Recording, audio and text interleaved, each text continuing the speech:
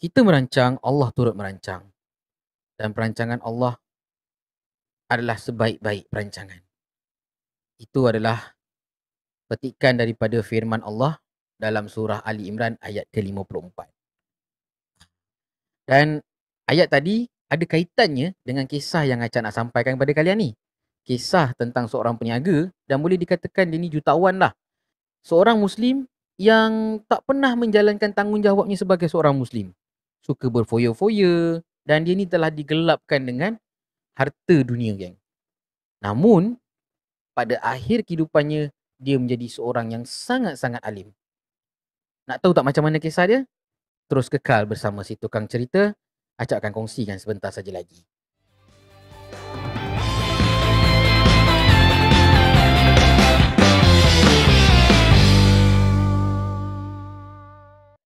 Assalamualaikum warahmatullahi taala wabarakatuh. Terima kasih kepada kawan-kawan semua yang sudi untuk bersama-sama dengan si tukang cerita.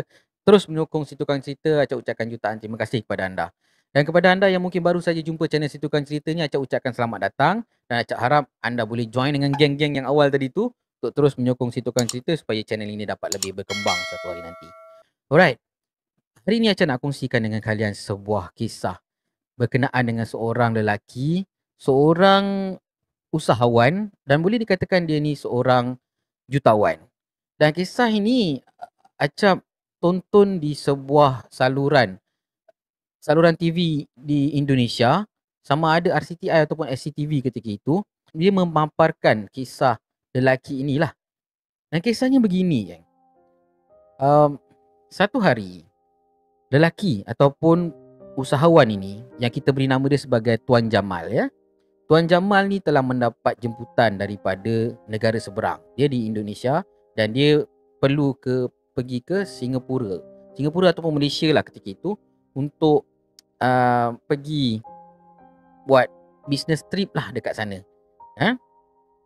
Jadi si Tuan Jamal ni pun teruslah menghubungi ataupun minta dia punya sekretari dia buat semua keperluan yang perlu. Tempahan hotel, tempah tiket kapal terbang dan macam-macam lah yang diperlukan untuk pergi ke conference keusahawanan tu. Dan dia perlu pergi bersama dengan beberapa orang kawan-kawan dia yang lain lah. Baik. Jadi dia pun balik ke rumah, kemas-kemas barang, teruja lah sambil dia nak pergi business trip tu. Dia pun nak pergi berjalan-jalan, makan angin, macam biasa. Okay. Dia dah plan lah macam-macam. Nanti sampai dekat Kuala Lumpur nak buat itu, nak buat ini, nak buat itu, nak buat ini. Apa semua, macam-macam dia dah plan. Alright. So, dia cakap dengan isteri dia akan pergi seorang. Sebabnya dia nak bawa sekretari dia tu. Sekretari dia ni kekasih gelap dia. Okay. Tibalah pada hari yang dinantikan. Tiba-tiba sekretari dia tak dapat nak pergi. Kerana ibu pada sekretari dia ni sakit. Sakit tenat lah.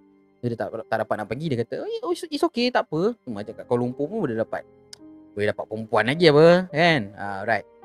Jadi dia pun minta lah kepada pemandu dia. Pemandu dia kita bagi nama Zainal lah. Senang untuk Acak nak bercerita. Jadi si Zainal ni pun terimalah arahan daripada majikan dia untuk hantarkan si Tuan Jamal ni pergi ke airport. Diorang bergerak selepas waktu Zuhur. Kerana flight ataupun kapal terbang tu akan berlepas selepas waktu asar. Okey. Jadi dia dah bajet, sempatlah ni sampai sebelum asar dan dia akan solat asar. Zainal ni akan solat asar dekat airport. Jadi dia pun memandu. Nak dijadikan cerita, geng, di mana perancangan Allah itu lebih baik. Dalam perjalanan nak pergi ke airport tu, jalan jam teruk. Macet orang kata. Orang-orang Indonesia kata macet. Memang jam teruk. Dengan jam, dengan hujan lagi apa semua kan. Jadi si Tuan Jamal ni marah-marah lah. Ni apa ni? Kau ni kenapa lalu jalan ni? Lalulah jalan yang ni tadi. Kan senang sikit. Cepat sikit sampai. Tak kisahlah, kau ingat aku ni orang miskin ke? Tak boleh nak bayar tol benda semua. Jadi si Zainal ni cakap lah, maaf tuan, saya tersalah jalan, terikut jalan ni. Tak apalah, saya cuba cilok-cilok lah ni, mana tahu kita dapat keluar daripada kesesakan lalu lintas ni. Okey. Jalan. Tuan Jamal ni tertidur kat belakang. Dan dia dah cilok memang tak boleh. Dan bila dia dengar kat radio ada berlaku kemalangan yang menyebabkan kedua-dua laluan ni terhalang. Mungkin kesesakan tu akan mengambil masa beberapa jam lah. Bila dia dengar macam itu, dia pun parking kereta dia kat tepi, kan? Dia pun pergi solat asar. Masa tu dah masuk waktu asar. Dia pun pergi solat asar. Jadi Tuan Jamal ni tengah tidur, tiba-tiba dia rasa macam kereta ni tak bergerak, kan? So Tuan Jamal ni terbangun lah. Terbangun, dia tengok keadaan sekeliling, dia masih dekat tempat yang sama. Masih dekat jalan yang sama, masih dekat tempat jam yang sama tu. Dan lepas tu dia tengok kereta berhenti dan driver dia tak ada. Pemandu dia ni tak ada si Zainal ni. Dia menyirap lah Tuan Jamal ni, kan? Dia keluar kereta, dia kata, Zainal, kau buat apa kat luar sana? Kau dah tahu aku punya flight pukul ni. Kau boleh solat kat sini, boleh tenang-tenang lagi. Kau ni, dia makilah si Zainal ni. Tapi si Zainal ni tetap tenang. Lepas solat dia tenang je. Kata, saya dah cuba tuan, tapi saya tak dapat nak celah-celah, kan? Memang jam. Sebab tadi kalau ikut waktu berita tadi dalam radio, katanya dekat depan ni ada berlaku kemalangan. Kedua-dua belah jalan dah ditutup. Tapi nampaknya macam dah lengang, dah macam dah bergerak tu. InsyaAllah kita sempat sampai ni tuan. Zainal ni cakap macam itulah. Okey, tak apa. So dah cepat, ni dah jalan ni. Cepat, aku dah lambat dah ni, kata macam tu. Nak dijadikan cerita lagi. Tak sempat jugalah sampai nak naik flight tu. Si Tuan Jamal ni pun terlepas flight, kan? Sampai dekat sana, sampai kat airport, muka dia menguncung je, kan? Duk maki-maki lah si Zainal ni. Pasal kau lah aku lambat lah benda semua ni, kan? Jadi si Zainal ni cakap lah, tak ada tiket lah, tak boleh beli tiket lain ke tuan, kan? Kalau dapat tiket lain gerak malam pun tak apalah, sempat lagi tuan nak sampai, kan? Conference kan besok pagi. Kata tak ada, semua flight dibatalkan disebabkan oleh cuaca yang agak teruk, kan? Semua flight akan besok pagi baru ada. Nak dijadikan cerita lah. Okey lah. Tadi macam mana ni tuan? Macam mana kau lah ni? Bodoh betul. Memang kena maki lah si Zainal ni. Bakul-bakul lah maki yang dia dapat daripada Tuan Jamal. Dah, bawa aku balik rumah. Jadi si Zainal ni pun bawa lah majikan ni balik ke rumah. Okey. Sampai ke rumah, si Zainal duduk sekali dengan tuan dia, tapi rumah lain lah. Rumah tuan ni besar, kan? Besar rumah dia, rumah banglo 3 tingkat katnya. 3 tingkat ke 4 tingkat macam tak tahulah, kan? Lepas tu tapi rumah si Zainal ni dekat ada pondok kecil, dia dekat kawasan dalam rumah banglo tuan ni. So dia duduk dalam bilik, dan lepas solat isyak dia pun berehat-rehat sambil menonton televisyen. Jadi kerana terlalu keletihan, si Zainal ni pun tertidur. Besok paginya, geng, si Zainal ni bangunlah macam biasa, subuh, bangun pagi, solat subuh. Dah solat, orang kata solat apa? Solat tahajud, solat subuh. Dan dia pun terus memulakan tugas dia sebagai seorang pemandu ni lah. Bersihkan kereta, bersihkan apa yang patut, kan? Bersiap sedia untuk bawa majikan dia ni pergi ke kantor gitu. Nak pergi ke kantor ke nak mana-mana tempat yang majikan dia nak pergi. Tiba-tiba, geng, Tuan Jamal ni keluar daripada rumah dia tu dengan muka yang agak sugul. Muka macam sedih tau. Sedih. Kemudian dia panggil si Zainal ni. Zainal, sini jap. Si Zainal ni pun datang lah. Ya tuan, ada apa tuan? Kalau tuan nak marah saya pasal semalam, maafkan saya tuan. Saya tak bermaksud nak buat macam itu tuan, kan? Saya cuma menjalankan perintah Allah. Masuk waktu saya solat, memandangkan kita pun tak nak bergerak. Dia membibil lah si Zainal ni, nak minta maaf lah, nak mempertahankan diri dia. Jadi si Tuan Jamal ni cakap, tak apa. Yang dah lepas tu biarlah lepas. Saya nak ajak awak minum dengan saya pagi ni. Jadi si Zainal ni macam pelik lah. Tak pernah Tuan Jamal ajak aku minum, kan? Selalunya dia suruh aku pergi jauh-jauh, kan? Tak nak minum dengan aku, katanya low standard. Okey lah. Si Tuan Jamal ni pun jemputlah si Zainal ni masuk dalam, bersarapan dengan dia. Jadi masa tengah sarapan tu, si Zainal ni pelik lah, kan? Sambil dia hirup kopi, dia pelik tengok nak muka tuan dia. Muka tuan dia sugul, makan pun tidak, minum pun tidak, kan? Jadi si Zainal ni pun tegur. Maaf tuan kalau saya bertanya, tuan ada masalah ke? Saya nampak tuan ni sugul daripada tadi. Ada apa-apa yang boleh saya bantu ke tuan? Jadi tuan dia tu hulurkan surat khabar. Surat khabar pagi tadi yang ada orang hantar kat rumah dia lah, kan? Subuh-subuh ada orang hantar surat khabar. Awak baca muka surat yang kedua, kata dia. Jadi si Zainal ni pun buka lah muka surat yang kedua. Jadi dia baca. Dulu sempat dia baca, tuan dia hulur tiket flight tuan dia yang tak jadi naik tu lah. Cuba awak tengok nombor kapal terbang yang tertera pada surat khabar tu dengan tiket penerbangan saya. Yelah tuan, samalah nombor penerbangannya tuan. Kan? Sama kan? Terima kasih Zainal.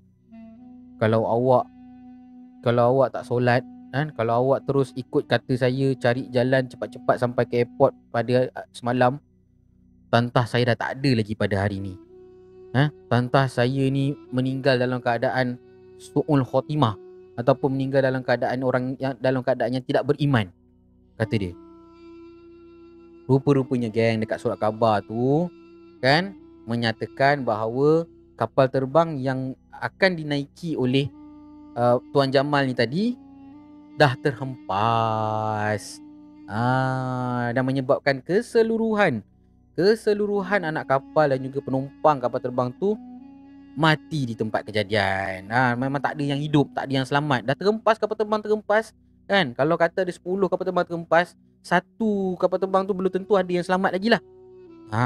Jadi kawan-kawan dia yang menaiki flight dia yang semalam tu semua turut meninggal dunia. Jadi Tuan Jamal ni masa tu menangis dekat depan si Zainal ni. Zainal, maafkan aku sebab aku maki kau semalam gini. Dia nangis lah, dia minta maaf betul-betul dengan si Zainal ni. Jadi si Zainal ni dengan tenang dia kata, Masya Allah tuan, bukan saya yang selamatkan tuan, tapi sebenarnya yang selamatkan tuan tu Allah. Allah dah merancang semua ni tuan. Wa makaru wa makarallah. Wallahu khairul makirin. Kita merancang. Mereka merancang, namun Tuhan juga merancang. Dan Tuhan itu adalah perancangan Tuhan itu adalah sebaik-baik perancangan tuan. Ini semua perancangan Allah. Lepas tu, ya Allah Zainal, kau ajarkanlah aku solat Zainal. Aku dah lama tak solat. Aku nak bertaubat Zainal. Gini gitulah kan. Ajarkanlah aku, bimbinglah aku Zainal. Dan bermula daripada hari itulah Zainal membimbing si Tuan Jamal ni solat, puasa, bersedekah, semua rukun Islam yang kelima. Lepas tu dia ajar rukun iman yang 6, ajar mengaji walaupun tersangkut-sangkut mengaji, dia tetap belajar mengaji kan. Si Tuan Jamal ni pun dah mula pergi ke surau, pergi ke masjid, melakukan ibadah. Dia punya kehidupan dia pun berpusing 180 darjah. Daripada dulu orangnya yang pagi-pagi dah teguk air setan, ni pagi-pagi bangun solat tahajud, solat subuh, pergi bersenam kan, minum air masak pagi-pagi, mengikut sunnah semualah kan. Keluar mengikut pergi buat dakwah apa benda semua, dia pergilah kan. Dan dia pun dah dijemput oleh beberapa surau ataupun masjid untuk memberikan dia punya syarahan sebab dia ni ahli perniagaan, dah pandai bercakap apa semua, dan dia kongsikanlah dia punya pengalaman dan macam-macam lah pengalaman dia hidup macam ni, memberi semangat kepada orang supaya meninggalkan perkara-perkara yang batil. Lepas tu dia cakap dengan Zainal, dia kata dengan Zainal, ni adalah sebahagian daripada harta aku kan, dan sebahagiannya aku dah wasiatkan untuk bagi ke anak aku. Aku dah siap-siap dah siap-siap buat wasiat sekian harta aku. Dan sebahagian daripada harta aku ni pula aku nak minta kau tolong agih-agihkan dekat surau, agihkan dekat orang-orang susah, agihkan dekat anak-anak yatim apa semua. Gunakanlah duit ni sebaik yang mungkin, buat surau ke, buat apa ke, yang penting dapat memberi manfaat kepada umat Islam dekat kawasan dia tu lah.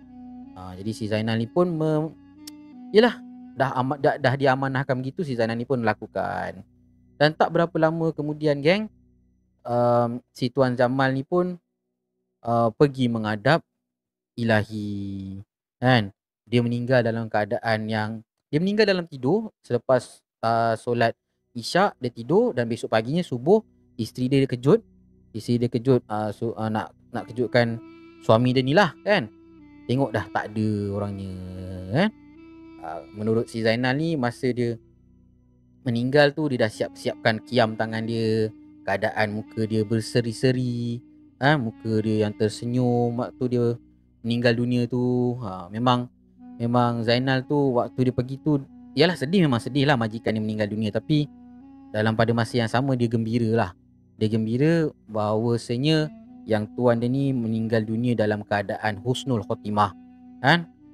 Meninggal dalam keadaan orang beriman yang telah melakukan macam-macam perkara kebaikan sebelum dia pergi menghadap Ilahi. Dan Zainal ada cakap, Zainal turut dalam cerita tu, Zainal pun ada cakap lah, dia kata hidayah itu milik Allah. Siapa saja yang dia akan beri kepada siapa saja yang dimahukannya. Jadi siapalah kita ni sebagai hambanya hendak berprasangka ataupun nak menilai seseorang yang luarannya nampak jahil kan, masa silamnya nampak jahil, nampak macam tak ada masa depan, tapi pengakhirannya tak ada siapa yang tahu.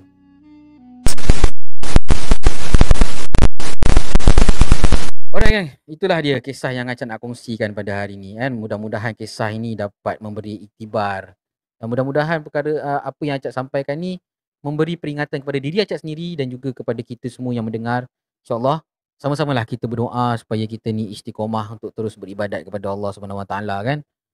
Terus istiqomah untuk melakukan perkara-perkara kebaikan. Istiqomah untuk meninggalkan perkara-perkara yang batil. Istiqomah untuk tidak bercakap-cakap ataupun yalah bercakap-cakap, berkomen-komen perkara-perkara yang batil, perkara-perkara yang tak perlu ni semua. Menilai orang tanpa kita tahu pucuk pangkal. Minta dijauhkanlah perkara-perkara gitu daripada diri kita ni. Kan, insya-Allah. Jadi gang, itu saja perkongsian yang Acak nak sampaikan pada hari ini. Moga perkongsian ini dapat mendatangkan manfaat kepada kita semua, insya-Allah. Jumpa lagi di lain episod. Assalamualaikum warahmatullahi taala wabarakatuh. Selamat malam.